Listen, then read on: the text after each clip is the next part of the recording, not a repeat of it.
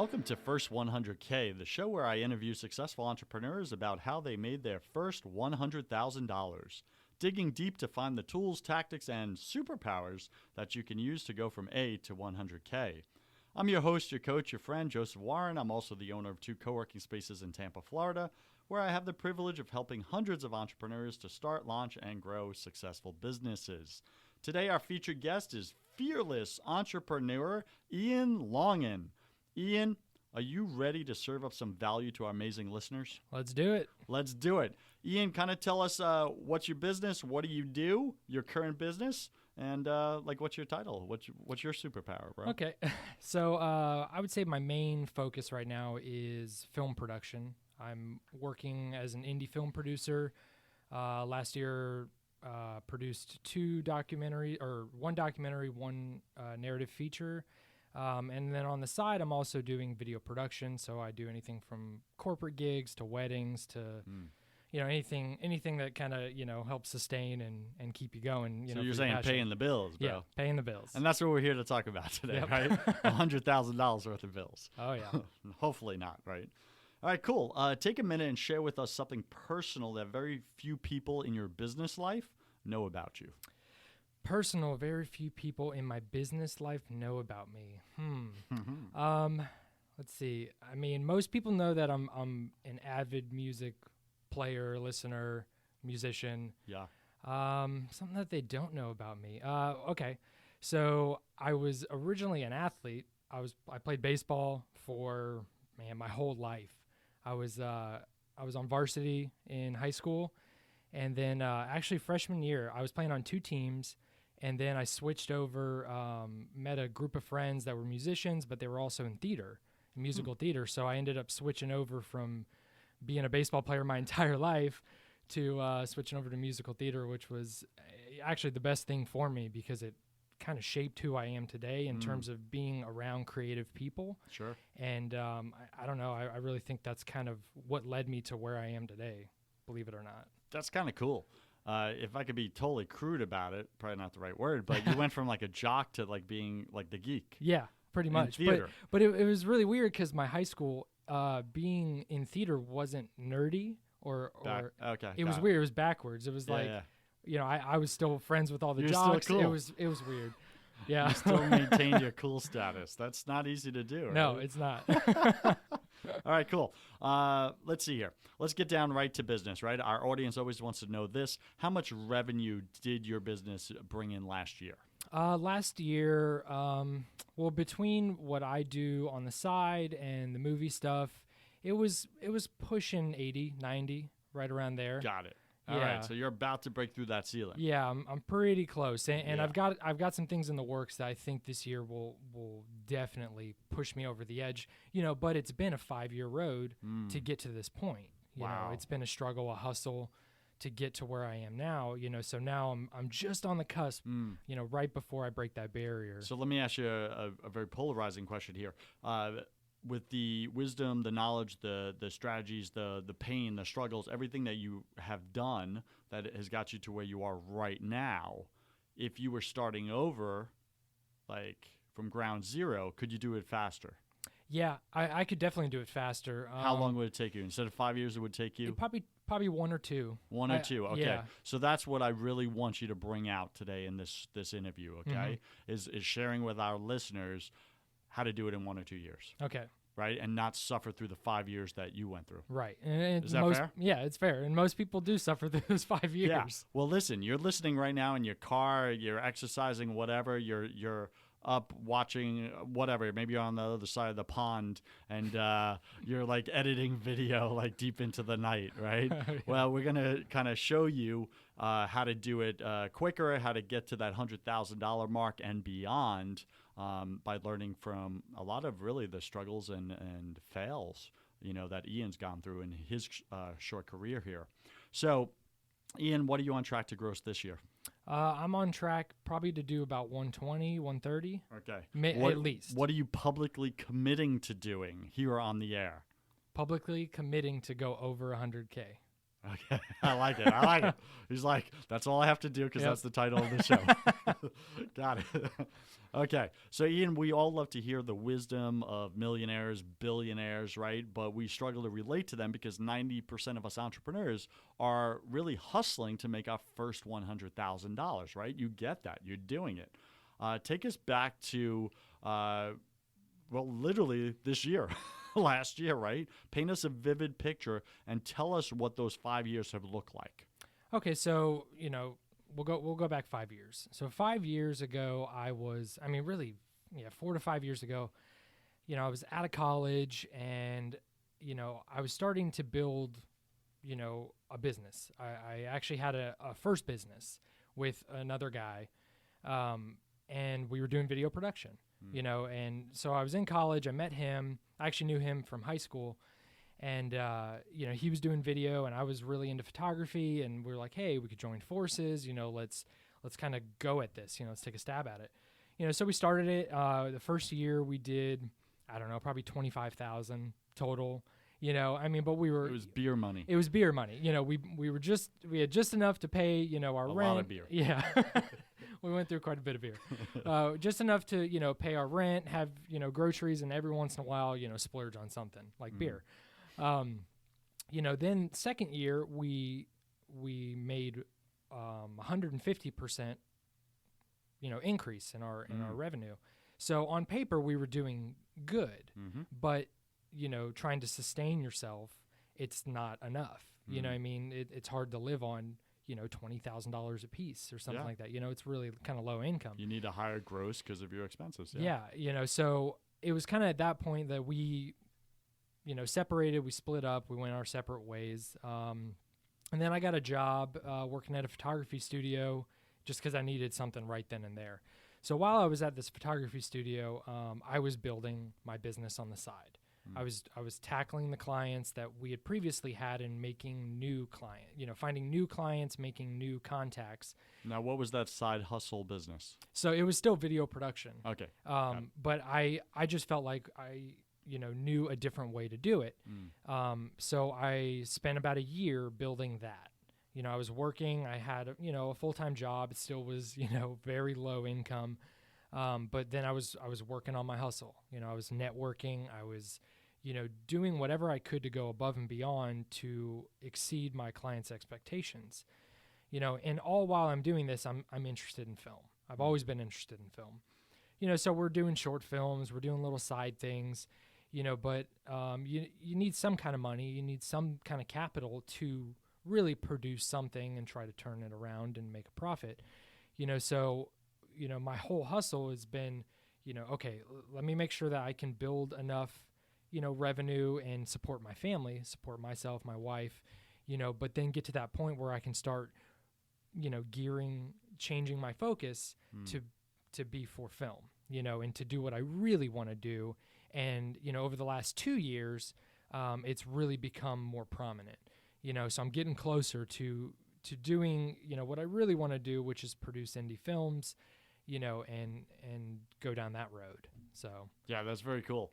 So it sounds like you're clear on your intention now, where back then you were not. Right. Is that correct? Yeah. Back then I was a jack of all trades. Yeah. I could do anything. And that's what we all do. Right. Right. We fall into that trap, And right? that's the problem. I got to pay the bills. Yep. I'll take anything.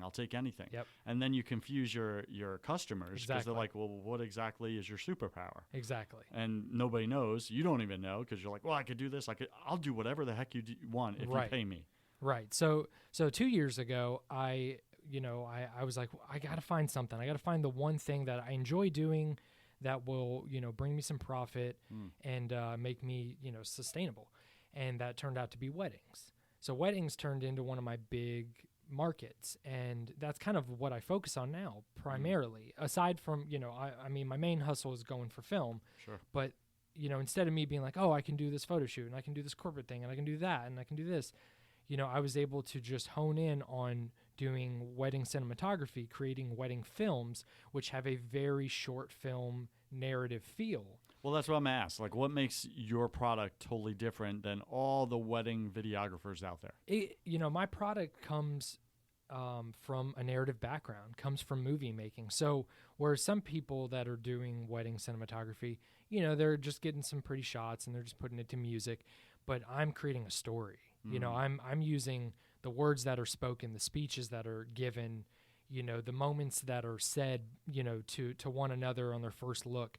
I'm using all these to create a dialogue and a visual and audible narrative, that just, I think, sets kind of me apart from a lot of people. So just to clarify, are you creating through film the story of just their wedding day, or the story of their romance? Well, it's kind of both. Until. It's kind of both. I mean, it's all that was all encompassing of the actual wedding day, but I think it digs into where they started.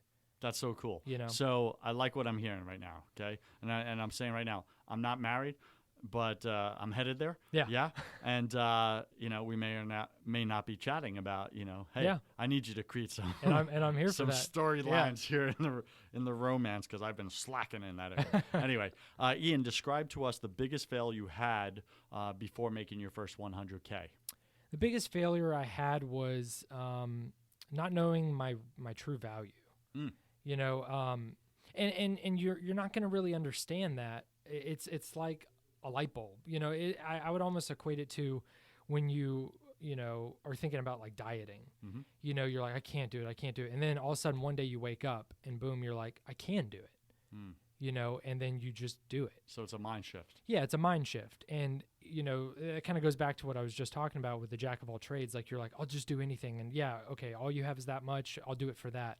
But once you kind of lay your groundwork, which could take a year or two, you get your portfolio built.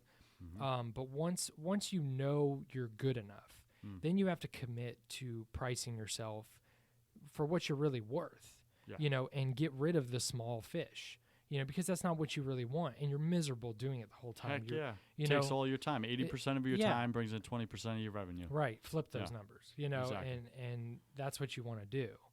And that's the hardest lesson I had to learn, and it, created a lot of failure, beforehand, is, just wasting my time on small fish. Now, let me ask you this, because others back then probably told you, dude, you need to get clear on one thing, right? So you heard what you needed to do. What kept you from actually making the mind shift? A lot of times it's money. For me, it was, well, I just, can I survive, 3 or 4 months if me making the shift doesn't work? Were you married or single back then? I was with somebody. I wasn't married, but yeah. So you didn't have the marriage expenses and someone like that's only in the last 2.5 years. Yeah. Got it. Yep. All right. Cool. All right. So we all have fears. What was the big fear that was holding you back from winning at that time in your business? Biggest fear. If you have to get really vulnerable here. It was failure. I was really worried about failing. And that kind of goes to my personality. And a lot of my friends, if they were here, they could tell you, is I'm a perfectionist. I'm a perfectionist to the T. And everything I do, no matter what it is, I want to be really good at it. And I want to impress the people around me. I want to impress myself. I want to prove to myself that I can do it. And I was really worried that I wasn't going to be able to be successful. I always dreamed of just working for myself, and I always felt like I would, but what if I couldn't do it? So what did success look like if you had to bring it down on the court and get very specific? And then what did failure actually look like? Get real about this. So, success for me, I don't really care about millions of dollars. I'll be honest. Yeah. I don't. That's not where my dreams and aspirations lie, is, being a millionaire. But, being able to support myself, my family, and, have a comfortable life, never worry about, getting groceries, and, be able to make all the car payments and the mortgage payment, and have a little extra to travel every year. That's success to me, and Awesome. having, even more important, success to me is not working 70 hours a week, working 20, 30 hours a week and spending all my, excess time with my family. Love it. What does failure look like to you? Because that was your number one fear. So what was the actual picture that you were imagining of it could happen if I don't make this happen, if I don't hustle? Well, failure to me was doing that, inverse of what I just said, working 70, 80 hours a week, not having time, for my family. And, even coming to the point where I realize I can't sustain my family, with this income and having to go find a job for job's sake, finding something that I don't care about or I'm not passionate about. To me, that's failure. So going back to a 9 to 5. Yeah, going back to a 9 to 5, and there's nothing wrong with a 9 to 5 Right. for a lot of people. There's so much out there that is exactly what people want to do. It gives them the opportunity to have Saturday and Sunday off. Some people crave that, and for me, it's not about that. It's about I don't want to do a job that I don't want to do. I get that. Yeah. I don't want to spend my whole life doing something that I'm like, well, I was able to have a cool car, but I was miserable, 40 hours a week. I don't want to do that. Yeah, I get that. So it sounds like now you clearly have the mindset of you're going to hit $100,000 a year minimum this year. Mm-hmm. So what was the big aha moment that happened for you to push you over that edge, that mindset? Well, the big aha moment was a couple things. One, was selling my first indie film. Whoa. I sold my first indie film last year. Describe or that this story year. really briefly, like summarize the whole thing for us. Okay, so briefly, I've got a couple colleagues that are co-producers of mine, and we had this idea to make this low-budget indie film for a couple years, and we finally all kind of had a little bit of extra money, so we decided to write a script and cast it, and we're like, okay, it's going to cost this much, and let's go for it. What was the total budget when you pulled all your money together? Total budget was like $5,000 or $6,000. Got it. Which totally workable. is nothing. Yeah. I mean, in the indie film world, that's like ultra low Conservative, budget. yeah. It's crazy. But we're like, look, let's see if we can prove a point. Let's see if we can make a film for like nothing. Let's see how good we are. Yes. Yeah. I mean, that's kind of what it is. How good of a story can we make? And what can we flip this for? So we did everything in our power to keep the cost low. I mean, we were pulling in favors left and right, to make this film, but we felt we had a really great concept, and we were able to make it. And we sold the movie without anybody ever seeing the movie. We sold it on the key art, which is the poster, and the trailer. Really? Yeah, we took it on perception. On perception, yeah. Love it. Because we knew the marketability of the film was what was going to sell it, whether the film was good or not. So you really sold the narrative with the imagery. Yeah. And we proved a point, and we made 10 times our budget back on our pre-sale. Got it. And so and about that's 50,000 approximately. Very cool. And that's that's an aha moment right there for film. And now you have seed money for a better film. Right. And Yeah. and also, going to, if we want investors, this is the beginning of our track record. Love it. Hey, this is what we did. We took this and we turned it into this. They're going to say, wow. Yeah. Cool. What Here. can you do with my 100,000? Exactly. Well, I How can much? times it by They're 10. They're not going to say, what do you want? They're going to say, how much can I give you? Exactly, right? Because they want to see it multiply, because Right. that's business. Right. You're a multiplier. Very cool. Okay, so it's really easy to have like aha moments and then do nothing with them, right? Mhm. Lots of ideas out there, lots of talking, lots of hype, very little execution. Execution is what brings in the revenue, let's be honest, right? So it's much harder to execute, make it real. Walk us through the details of exactly how you made that indie film happen. Again, really briefly, really short, just right to the highlights. Okay, so, it all comes down to just make it. Make the film. For whatever you got, pull your resources and do whatever you can. And that's what we did. We said all we have to put forward is this amount of money. It's all we can come up with right now. How can we make it for this much money? And a lot of people get sidetracked. They're like, well, I really need 50 or I need 100 or I need $300,000. It's like, well, you could do it for that, but can you do it for 20?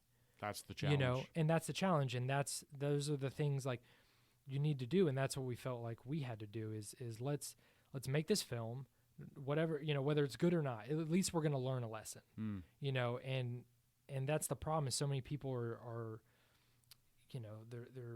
there's too many reservations, they're like, well, it's probably not going to do this. It's like, but if you just make it, maybe you lose out on a few $1,000s, or you upset somebody that invested, but if they're able to invest that much, you didn't upset them that much. Trust me. Exactly. They got plenty. Now, how'd you wrestle past your own perfectionism Mm-hmm. with such a low budget film, knowing that you couldn't do the ideal Right. version that you were wanting to create? How did you get past that own mindset, get out of your own way, and make it happen? That was a struggle with, my co-producers, and it was a talk we had before we made the film. We're like, look, there's going to be problems. We know it.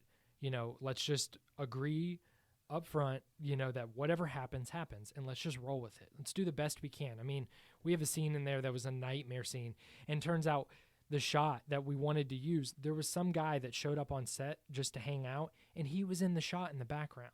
We're in the middle of the take, and all of a sudden he's there. And it was the best take. It was like the one where all the practical effects were in. We had like blood and like tubing and all this stuff. And he was in the shot, and it's a one-take shot, but... So did that ruin the shot, or it added to No, it? we were able to finagle it in editing. You smudged them out. Yeah, we smudged around, but those are the things that we came to, and we just had to agree to say, whatever happens, let's just do our best. So very cool. So looking back to your first 100K, again, you're right in that moment right now. In your opinion, what was the number one thing that's going to push you over that hurdle this year? The number one thing is I feel like my drive has changed. My goals, my why has changed. What's your why? My why is my family, and I feel like, I don't know. I think that my mindset is different than before, where I was just, hustling for hustle's sake. And now I feel like I have a set path, a goal in mind. I can see it, and I'm weeding through all, the crap. I'm no longer spending my time focusing on this little thing on the side and letting the little things worry me. I'm more determined than I've ever been. And I'm doing things. That's one of the big things is I'm active. I'm being proactive every day. If I'm in the office, I'm saying, what I'm doing right now bettering myself? Is it getting me closer to my goal? And what's the goal? The goal is to, break the 100K, but lower the amount of time I'm working. And I'm make more money working less. Yeah, and I'm doing that with weddings even right now. Is I'm working on trying to outsource some editing. Yeah, that's been bogging me down, and I know that if I can raise my prices a bit and get a really high quality editor, it's going to cut out 150 days of editing in my year. Now, how do you let go of that and outsource that editing? It's so hard when you're a perfectionist and nobody's going to do it to the level you want to do it. And I know, as our audience, you're listening right now, and some of you are perfectionists. There's not even a question in my mind right now, right, Ian? Oh, yeah, absolutely. You're all perfectionists, right? That's why you got into this field, right? You want to show your art through your film. Yep. It's your beauty, your value you're creating in the world. You're a co-creator in the world, right? And it's like, how do you let go and outsource and put into the hands of someone else the control, if you will, because that's what it comes down to is control issues, right? The control of the final product of your masterpiece. Yeah, it takes training. Honestly, it's like being on a diet or going to the gym. Like, you have to train your mind to be okay with, if you can get 80% of what you think you could produce from somebody else, you can work with that. Boom. Because that's going to free up a huge percent of your time so that you could do more of your superpower. Right. That's really what it comes down to. Am I making more money, editing for 8 hours, 5 days a week, or am I going to make more money finding the next script and producing the next film? Or, there's just so many other opportunities out there. I can make more money putting my creative efforts in other places. Gotcha. So you've touched on a lot of things here, right? That you can do, and you could do well, and you could do with excellence, and you wrestle with your perfectionism. However, if you had to cut out all the noise and just get real right now, right? What's your superpower? One thing. Superpower, producing. Producing. Yeah. So like that's managing and producing. Yeah. Yeah. Delegating. Yeah. Yeah. Okay. Finding the people, in producing, what a lot of people don't know is it's it's finding it's finding the script, it's finding the directors and it's connecting all the dots. Yeah, it's connecting all the dots, and I feel like I'm really good at that. I'm good at connecting dots. I'm good at, knowing if something's a good idea or a bad idea, and then figuring out how to make it a better idea. Yeah, and the marketability of that idea. Right. Well. Yeah, exactly. Huge. Yep. All right, very cool. So you're listening right now to this podcast, right? And we're interviewing Ian Longen about indie filmmaking. And I got a question for you. What's your superpower? Cut out all the noise. What is the one thing that you're irreplaceable at? And then all the rest of that other stuff, start outsourcing one at a time. Start with the small stuff because you're a perfectionist and it really pains you to let go of your control. Outsource. Start outsourcing. That's what Ian's doing. It's working for him. He's going to cross $100,000 this year. I'm certain of it. Ian, what was the best advice you received up till now in business? Oh, best advice I received up till now in business. Let's see. Honestly, it's hustling. The people that are successful hustle. They hustle and they never stop. They don't give up. If they see what they want, they go for it. And you do whatever it takes, within reason. You do whatever it takes to get there. But if you're not going to put in the time to perfect your craft now, you're never going to reach your goal. Got it. Cool. Share with us one of your daily habits that you're currently doing that's going to push you over the 100,000 mark, that you see is actually working, a daily behavior you do every day. You're building the muscle. What is that? Give us one. Scheduling is one of them. I keep a pretty what's the word? Detailed. Keep a pretty detailed schedule, and I update it every day. I have it on my phone. I have it on my computer. And I look at it and I make a goal every day. When I get into the office, I say, I put a star next to the things I have to do today. And I don't leave until I do them. For real? For real. What if you have to be home with the wife? If there's an emergency, that's different. But I do what I have to do to get it done. I make sure my time is spent finishing my goals. So what I'm hearing you saying is you actually commit to your word. Your word is your integrity. Yep. If you say you're going to do this and a red star goes down, it's going to happen regardless of time. Hold yourself accountable. Got it. Did you hear that, guys? Listen to that. That's a good one. I like that advice. All right, cool. What is your favorite website, app, or digital resource regarding your indie filmmaking, and why? Let's see. Well, IMDb is great just because it keeps you up to date with, any movies that are coming out. You can also watch a lot of trailers on there.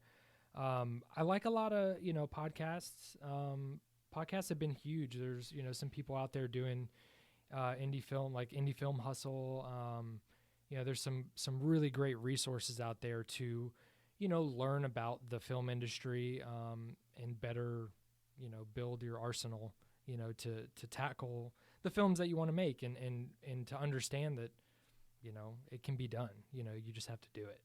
Cool. If you were going to create a podcast on indie filmmaking, like what specifically would be the niche? The niche would be making films for under $100,000.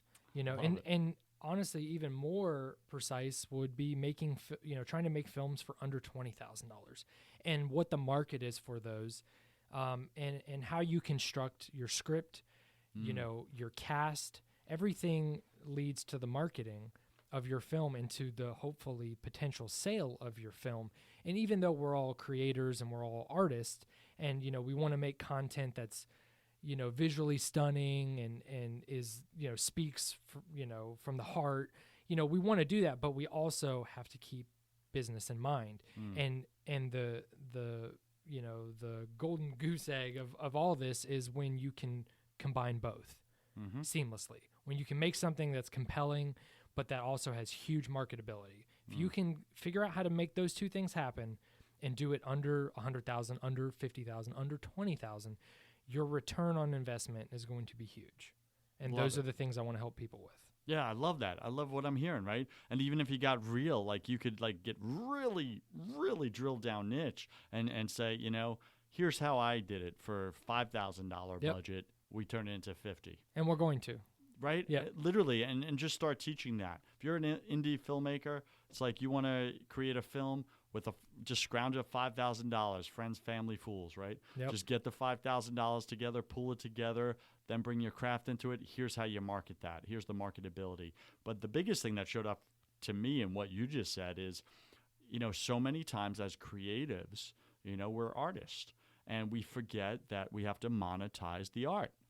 Mm-hmm. And if we don't learn to monetize the art and make money with the art, it's not sustainable. Right. Eventually, bills overtake us. Yep. And then we don't have the time to produce our great art and give that gift to the world. Right. So literally, by you not monetizing this, right, you're listening right now, by you not monetizing your art through your film, through whatever your art is, you are creating an unworkable future for yourself, for your family, for your own creative expression. Yep. Is that fair? Yeah, absolutely. I definitely agree with that. And that's where you got to get business savvy with it. Figure out how, there's a market for almost anything. There's a market for what you're probably doing and what you're thinking about doing. The goal is to find that market and exploit it, and figure out a way to get known, figure out a way for people to enjoy what you so passionately work on, you know? I get that. Well said. Okay, so Ian, welcome to the Hustle Round. I'm going to ask you 12 quick fire questions, and you'll have about 3 seconds to answer each. Are you ready? I'm ready. All right, first thing that comes to you, what's your favorite sound? Favorite sound? Guitar. What's your least favorite sound? Nails on a chalkboard. When you were a child, what did you want to be when you grew up? Baseball player. What are you most afraid of? Failure.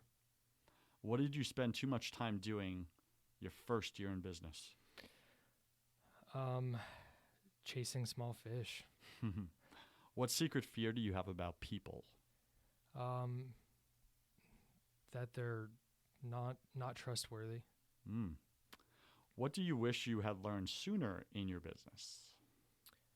That it's okay to fail. Yeah. And what's a new habit that you want to form? Waking up early, starting my day earlier every time. You were literally just saying that before we started this podcast. Yeah. That's hilarious. Okay. And what is a bad habit that you want to break? And don't say waking up late. Procrastination. Procrastination. Yeah. Big time. Got it. Pick 3 words to describe who you are right now. Confident. Let's say energetic and faithful. Awesome. Pick 3 words to describe who you were 5 years ago when you started this. Timid.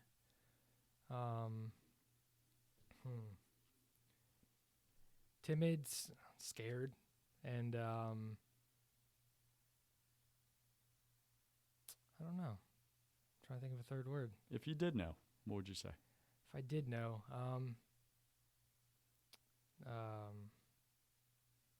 how would others have described you back then? Your friends? They would probably say I was confident. Okay. Yeah. So maybe the confidence was there. I appeared confident. Okay. But maybe inside But deep I down. wasn't. Yeah. I Yeah. get that big time. All right, cool. Imagine sometime in the distant future, and there you are standing in front of your tombstone. Read to us what it says on it. It says, here lies Ian Longen, faithful man, devoted husband, and led a great life. Very cool. And last question.